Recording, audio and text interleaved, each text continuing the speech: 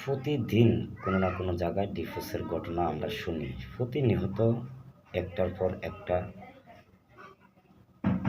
ডিভোর্সের ঘটনা আমরা শুনতে পাই। বড় দুঃখ হয়।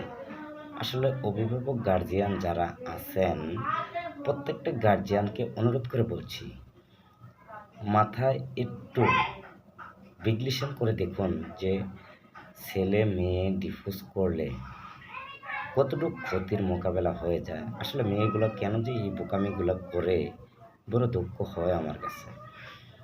সাধারণত বেশির অংশ ডিভোর্সের তালিকা দেখলে মনে হয় যে আবিয়াতা ছেলে, বিয়াতা মেয়ে। বেশির অংশ ইয়ং জেনারেশন ছেলেগুলা আসলে এগুলা কিন্তু বুঝতে পারে না। যখন একটা মেয়ে ডিভোর্সি হয়ে যায়, ডিভোর্সি মেয়েটা কিন্তু বাপ, ভঙ্গিমা, রঙ্গিলা কিভাবে হয়, কিভাবে পোলাপাইনকে ঘায়েল করতে হয়, এটা কিন্তু তারা একদম পাকা পিলার হয়ে বসে থাকে। কারণ যখন তারা স্বামীর কাছ থেকে ডিভোর্স নিয়ে আসে, তখন তারা এই প্রস্তুতি নিয়েই আসে। তো সবাই না, কিছু কিছু তো ভালো অবশ্যই আছে, আর সবচেয়ে বেশি কিন্তু খারাপের দিকেই বেশি মিলছে।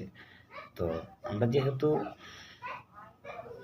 দেখছি এগুলা আসলে এই মূলত বিষয় সব কিছু হাতায় দেখি যে আবিয়াতা ছেলে যখন একটা বিয়াতা মেয়েকে বিয়া শাদী করে, তখন এই ছেলেটার আস্তে ধীরে সহানুভূতি যেই স্ত্রীর প্রতি যে মায়া মহাব্বত থাকার দরকার ছিল, এই বিষয়টা আস্তে ধীরে মুছে যায় তার অন্তর থেকে। মেয়েটা কিন্তু ডিভোর্স হয়ে আসার পরে বিভিন্ন মহিলা দেখছি 10টা 20টা 50টা বিয়েও বইছে। আসলে এরা তো বিয়া বসছে শুধু কাবিনের টাকার জন্য।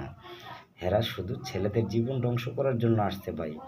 ডিভোর্সি মেয়ে বিয়ে করার আগে এগুলা ভাইবা চিন্তা এরপরে করবেন, আর নাহলে ফ্যামিলি একদম ধ্বংস হয়ে যাবে।